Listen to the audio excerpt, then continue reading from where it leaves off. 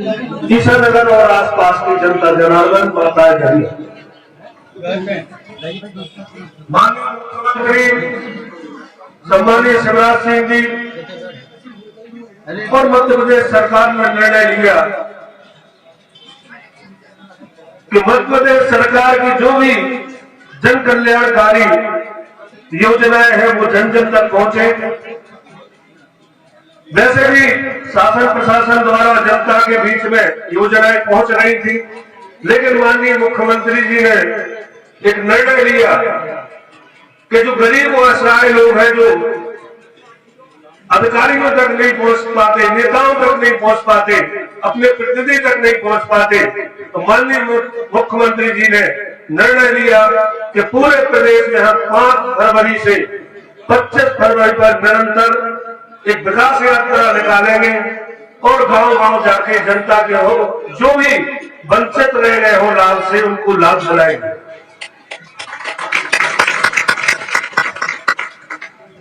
तो आज तीसरे दिन ईसा नगर में विकास यात्रा के रूप में आई है और ये आप एक किस्म से मान के चलो आप कि आपकी सरकार आपके द्वार के रूप में आई है।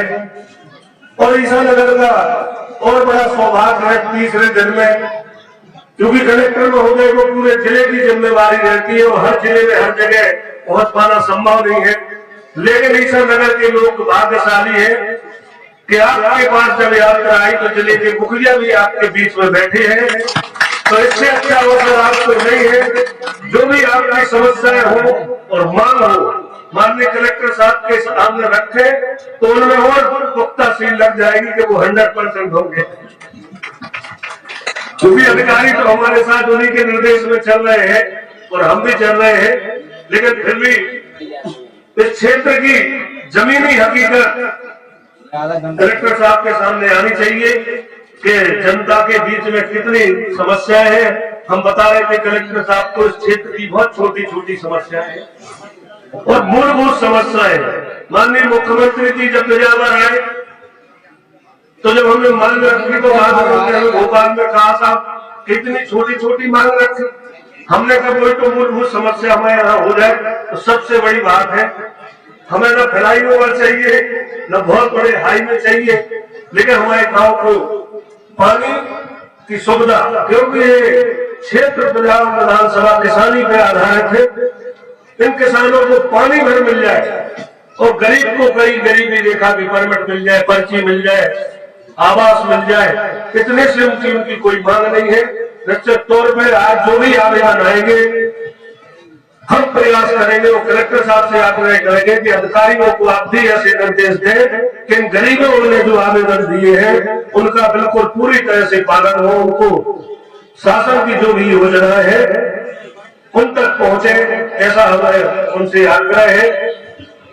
बाकी भारतीय जनता पार्टी की सरकार और मध्य प्रदेश के मुखिया शिवराज सिंह का हमेशा मन रहता है कि गांव के हर गरीब को आज एक योजना निकाली, बहना योजना। अभी लाडली लक्ष्मी के हम लोग प्रमाण पत्र बांट रहे थे, बहना योजना की स्कीम निकाली। कल ही हम सुने थे 8 मार्च से उसके आवेदन दिए जाएंगे और अप्रैल से संभवतः हर महिला शिवराज जी की बहना और सब महिलाओं के खाते में 1,000 रुपये आएंगे। तो कम से कम एक साल में हर महिला को 12,000 रुपये महीने अपने स्वयं के खर्चे के लिए माननीय मुख्यमंत्री जी और मध्य प्रदेश की सरकार उपलब्ध कराने वाली है।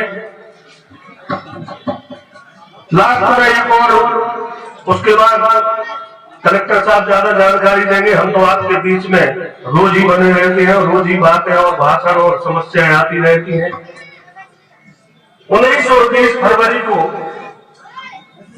बिजावर में चिराई हॉस्पिटल द्वारा एक बहुत बड़ा कैंप लगाए हैं, जो छतरपुर के इतिहास में आज तक इतना बड़ा कैंप नहीं लगा, जिसमें 150 डॉक्टर बिजावर में 2 दिन उपलब्ध रहेंगे। यदि आसपास और ईसा नगर में किसी को भी कोई भी बीमारी हो तो 19 और 20 फरवरी को आप लोग बिजावर में पधारे।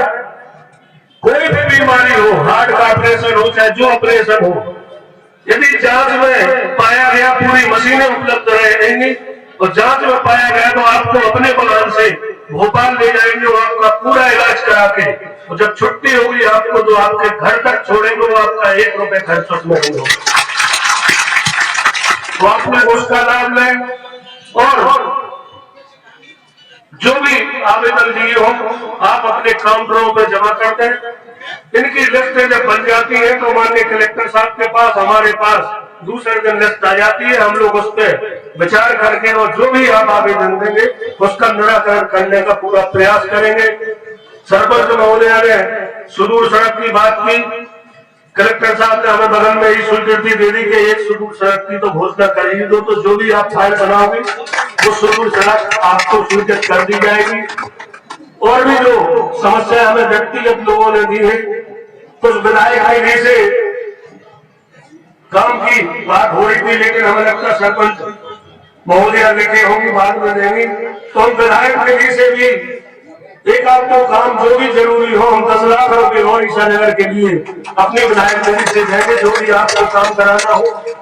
आज तक के ईशानगर से भी बहुत विधायक आए और इस क्षेत्र से विधायक आए, लेकिन विधायक निधि की राशि सबसे ज्यादा ईशानगर को हमने दी है अपने 4.25 साल के कार्यकाल में, और आज और 10 लाख की आपके बीच में घोषणा कर रहे।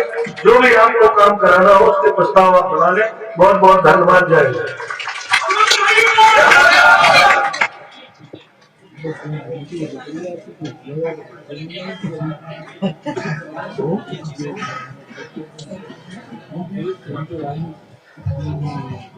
माननीय अपने जिले के सम्मान्य कलेक्टर महोदय जी से भी अनुरोध है कि 2 शब्द अनुरोध 2 शब्द बोलने का करता है। माननीय कलेक्टर,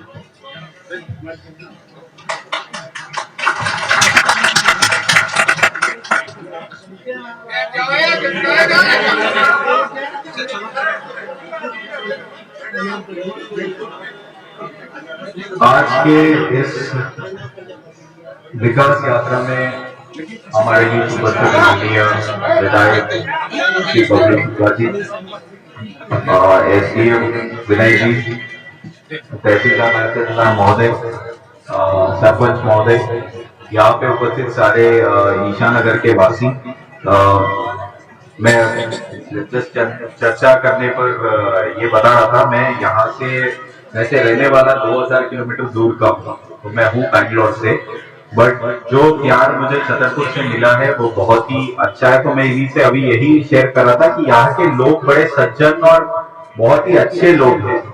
तो मैं आपको बहुत बहुत धन्यवाद देना चाहूंगा कि आप लोग मेरे पोस्टिंग के दौरान,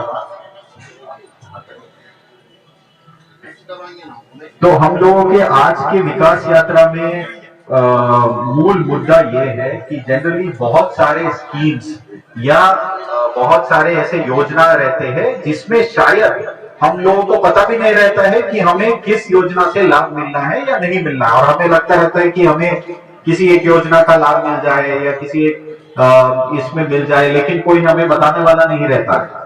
यहाँ पे GRS है, GRS जी सर, आप सचिव है कि GRS है ना? तो हमारे पास एक विलेज डेटा प्रोफाइल बनाने के लिए एक आपको बताया गया है, उसको बना दिया आपने, हो गया है। उसमें ऐसा है विधायक जी, मैं आपको भी मतलब शेयर करना चाहूंगा, और यहाँ पे सभी लोग जो है आप भी इस चीज को आप जरूर इनके साथ आप अपना पूरा डिटेल्स जो है आप दे दीजिएगा, कि जैसे आपका नाम बताइए दादा, नीला शर्ट वाले बैठ के ही बताइए, बंसी, तो बंसी जी का पूरा डिटेल्स है ना उसमें आपके पास? क्यों नहीं है बंसी जी का? अच्छा, दूसरे पंचायत के, इस पंचायत से कौन कौन है? आपका नाम क्या है? धर्मेंद्र जी है ना, उनका है डिटेल्स। तो इसमें आपको ऐसे करना पड़ेगा, जो हम यहाँ पे प्लान कर रहे हैं कि इनका नाम और इनके बगल में आप इनका कितने जमीन वगैरह रखते हैं और क्या ये BPL वगैरह में आते हैं, फिर आपका एक्सेल शीट में ऑटोमेटिकली आप किस किस योजना के लिए पात्र रहेंगे वो निकल आएगा। तो इस चीज को आप जरूर फील कर लीजिएगा ताकि विलेज डेटा प्रोफाइल बन जाए। सपोज भी आप साथ में बैठ के आप करा लीजिएगा ताकि जिस जिसको जो जो लाभ है, चलिए सपोज किसी को किसी एक पर्टिकुलर स्कीम के मिल रहा है, दो का नहीं मिल रहा है, तो उसी में निकल आ जाएगी कि टोटल जिस जिस स्कीम का आ रहा है उसका। अब रही बात दूसरी एक चीज, आपके जो मरण पर्ची आपके पास है, डेथ रजिस्टर, तो इस महीने या पहले हम लोगों ने कितना कितना ये डेथ्स हुए यहाँ पे, मरण हुए हैं, 2 हो गए। उनको जो हमें अंत्येष्टि, राष्ट्रीय परिवार सहायता, संबल में, और उनके अगर पुरुष है तो महिला को विधवा पेंशन या कल्याणी पेंशन हम लोगों ने दे दिया है। तो जो श्रद्धांजलि स्कीम करके जो हम लोग प्लान कर रहे हैं, उसमें आप लोगों को ये करना पड़ेगा, जो बताया कि हम लोग प्लान कर रहे हैं कि जनरली अगर कोई किसी का मृत्यु हो जाता है तो हम बहुत परेशान रहते हैं, तो उसका आवेदन करने में कुछ समय लग जाता है। इसके लिए जो मृत्यु पंजी हमारे पास है उसको उठा के, पटवारी होने पाए अब यहाँ गया यही कर, हम ये मृत्यु पंजी से उठा के पोथी भी आप तुरंत कर लीजिएगा। आप आवेदन के लिए वेट तो नहीं कर रहे हैं? मृत्यु होने के बाद कोई आवेदन लगाते हैं क्या कि पोथी के लिए? किसी के यहाँ पे पोथी नामांकन हुआ है? किसी के यहाँ पेंडिंग तो नहीं है? मतलब अभी शेष है क्या? आप किसी का फौत हो गया और हमारा नाम नहीं चढ़ा, ऐसे कोई है? हमारे दादा पिताजी का फौत हो गया फिर हमारा नाम नहीं चढ़ा। आप किस पंचायत के हैं तो किसका नाम था, कब फौत हुआ? ओके, अभी फौत नहीं उठा। तो ये चीज जो है हमें नोट कर लीजिएगा। जो अपनी टीम है, आपका पंचायत और आपका हल्का सेम पड़ता है क्या? तो वो भी पटवारी आए यहाँ पे। हाँ, तो ठीक है, आपका इश्यू है, आप बैठ जाइए। इसमें आप लोगों को इसीलिए ये कैंप है कि आप वाचन कर लीजिएगा जो पूरा आपका बीमन वाचन हो गई क्या? आप कर रहे हो क्या बीमन वाचन? बिल्कुल करिए इस पंचायत।